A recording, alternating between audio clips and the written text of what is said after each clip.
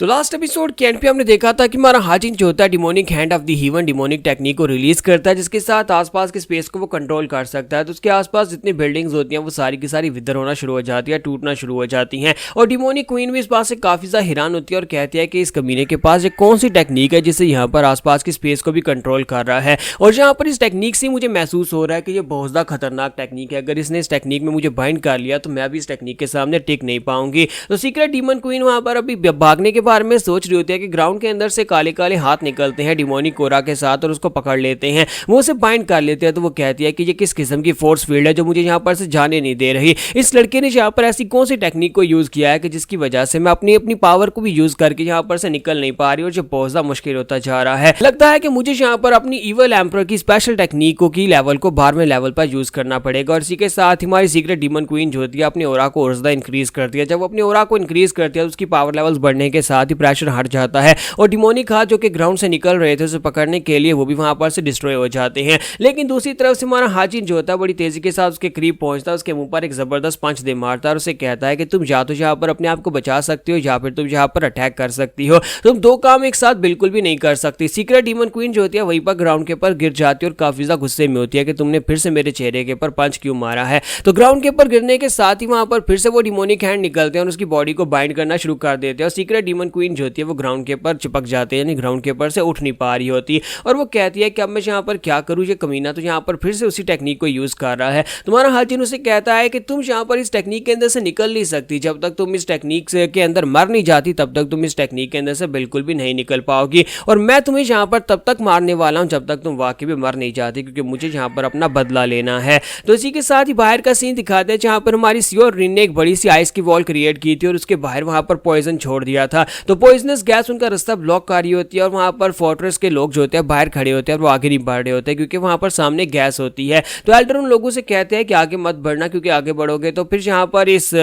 Poisonous gas के साथ तुम्हारा दम घुटने से तुम मर सकते हो। और इतनी बड़ी आइस की टेक्निक किसने यूज की होगी, इतनी बड़ी आइस की वॉल जहाँ पर सिर्फ और सिर्फ आइस पैलेस के लोग ही यूज कर सकते हैं। तो इसका मतलब यह है कि उनके साथ कोई आइस पैलेस से भी होगा। तो स्टील ब्लड फोर्ट्रेस का मास्टर वू योंग उसे कहता है तो अब हम लोग यहाँ पर क्या करेंगे, हमें यहाँ से आगे तो बढ़ना ही होगा। स्टील ब्लड फोर्ट्रेस लॉर्ड के ऑर्डर्स बहुत ज्यादा सिंपल थे, उसने कहा था कि हमें हर हाल में यहाँ पर यंग मास्टर को मारना ही होगा। तो कुनलुन के मास्टरों से कहता है कि यार तुम करना क्या चाहते हो, क्या तुम ये चाहते हो कि तुम यहाँ पर इस पॉइजनस गैस के बीच से होते हुए अपने आप को बचते बचाते हुए इस आइस की वॉल को पार करते हुए अंदर चले जाओ और वहां पर जाने के बाद सीक्रेट डीमन क्वीन और यंग मास्टर की फाइट के बीच में आ जाओ। तुम तो वहां पर जाने के बाद एक सेकंड भी नहीं टिक पाओगे और दोनों के अटैक्स के बीच में मारे जाओगे। तो एल्डर से कहता है कि ये फैसला तो मैं करूंगा ना, वहां पर जाने के बाद क्या होगा, मैं तो बस यहाँ पर ऑर्डर्स को फॉलो कर रहा हूँ। स्टील ब्लड फोर्ट्रेस के लॉर्ड के ऑर्डर्स बहुत ज्यादा एब्सोल्यूट थे। उन्होंने कहा था कि हमारे पास यहाँ पर कोई वजह नहीं है पीछे हटने की, हमें यहाँ पर इसी वजह से भेजा गया। ब्लड वॉरफेयर स्क्वाड का स्पेशल काम यही होता है कि उन्हें दुश्मन का पीछा करना होता है, दुश्मन को ढूंढ निकालना होता है, दुश्मन को मारना होता है।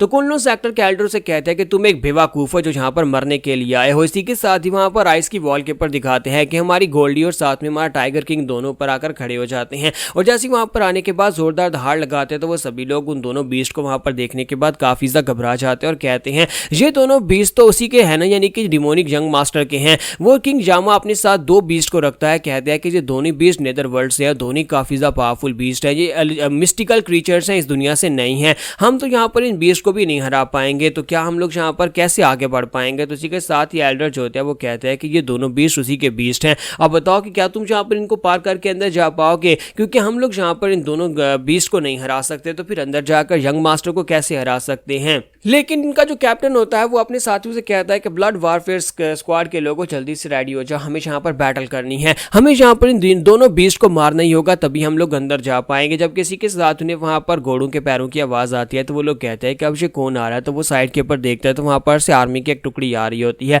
और जो मिलिट्री फ्लैग उन्होंने उठा रखे होते हैं ये हीवनली राइटियस अलायंस के होते हैं। तो हीवनली राइटियस अलायंस की तरफ से ब्लैक टॉर्टोइज स्क्वाड इनकी तरफ आगे बढ़ रही होती है। सिर्फ ब्लैक टॉर्टोइज नहीं है, जो कि ये 4 डिवाइन स्क्वाड में से एक है, जो कि यहाँ पर हीवनली राइटियस अलायंस की सबसे स्ट्रॉन्गेस्ट स्क्वाड है। तो हीवनली राइटियस अलायंस के मास्टर ने यानी डैम सोयोंग ने अपनी एक बहुत ही पावरफुल आर्मी की टुकड़ी को इस जगह के ऊपर भेजा है स्टील ब्लड फोर्ट्रेस की आर्मी के ऊपर अटैक करने के लिए, उनको खत्म करने के लिए। तो वहां जैसी वो स्क्वाड वहां पर पहुंचती है तो दूसरी तरफ से कैप्टन जो होता है वहां पर उनका जो कैप्टन होता है उसको देखने के बाद काफी ज्यादा घबरा जाता है और कहता है कि इसके पास तो बेजर्क स्पिरिट का टाइटल है, यानी कि ये एक बहुत ही खास किस्म का मास्टर है जो कि इस वक्त म्यूरम की टॉप 10 की रैंकिंग में एक है। तो इसी के साथ ही वो एल्डर जो होते हैं उन लोगों से कहते हैं कि स्टील ब्लड फोर्ट्रेस के लोग अब जल्दी से बताओ कि तुम्हारे यहाँ पर आने की वजह क्या है। अगर तुमने यहाँ पर हमें इस बात की वजह नहीं दी, अच्छे से एक्सप्लेन नहीं कर पाया कि तुम हमारी टेरिटरी में क्या कर रहे हो, वो भी आर्मी की एक टुकड़ी लेकर, तो फिर हम लोग तुम्हारे पर अटैक करेंगे और तुम्हें यहाँ पर मार डालेंगे, क्योंकि तुम्हारे पास इसका कोई जवाब नहीं होगा। तो जब एल्डर जो होते हैं वहां पर उनसे ये बात कहते हैं, तो दूसरी तरफ से कैप्टन सोच रहा होता है कि मुझे लगता है कि इससे बचने का कोई रास्ता नहीं है, फाइट तो होकर रहेगी। दैम सोयुंग ने इन लोगों को ऐसे ही तो इस जगह के पर नहीं भेजा, दैम सोयुंग ने जानबूझकर इन लोगों को यहाँ पर भेजा है, तो मैं कुछ भी नहीं कर सकता, हमें फाइट करनी ही पड़ेगी। जब किसी के साथ उन्हें बिगुल बजने की आवाज आती है तो वो लोग कहते हैं कि अब यहाँ पर ये बिगुल कौन बजा रहा है। तो बिगुल तब बजता है जब यहाँ पर जंग का ऐलान किया जाता है। तो पीछे से एक और आर्मी की टुकड़ी आ रही होती है, और ये आर्मी की टुकड़ी जो होती है ये डिमोनिक आर्मी की टुकड़ी होती है। तो वो लोग उन्हें देखकर और भी ज्यादा हैरान हो जाते हैं और कहते हैं कि ये डिमोनिक सेक्टर की आर्मी की एक टुकड़ी यहाँ पर इस तरफ क्या कर रही है। तो उनके पास अपने डिमोनिक कर्ल के झंडे होते हैं और वो लोग बड़ी तेजी के साथ इनकी तरफ आगे बढ़ रहे होते हैं। तो ये सभी लोग उन्हें देखकर और भी हैरान होते हैं और कहते हैं ये सभी लोग तो यहाँ पर से साउथ ईस्ट की तरफ आगे बढ़ रहे थे ना, यानी हमने सुना था कि डिमोनिक सेक्टर से 300 सोल्जर्स की एक टुकड़ी जो है वो साउथ ईस्ट की तरफ आगे बढ़ रही है, लेकिन ये इस जगह के ऊपर कैसे पहुंचे, इसका मतलब यह है कि हमें धोखा दिया गया है। और साथ ही जब उनकी नजर उनका नेतृत्व करने वाले कमांडर के ऊपर पड़ती है कि उनके सामने कौन है, तो वो एक एल्डर होते हैं, यानी कि डिमोनिक सेक्टर के अंदर 9 ग्रेट एल्डर्स में से एक एल्डर जो होते हैं खुद यहाँ पर इस आर्मी को लीड कर रहे होते हैं और वो बड़ी तेजी के साथ उनकी तरफ आगे बढ़ते जा रहे होते हैं। तो ये एल्डर जो होते हैं ये 9 ग्रेट एल्डर्स में से एक होते हैं जिसका नाम विदर दंतैतर डिमोनिक एल्डर होता है, यानी कि ये भी एक काफी पावरफुल फिगर हो सकता है। तो यहाँ पर क्या इन तीनों फोर्सेस के बीच में आपस में फाइट होने वाली है, ये तो हमें नेक्स्ट एपिसोड में पता चलेगा।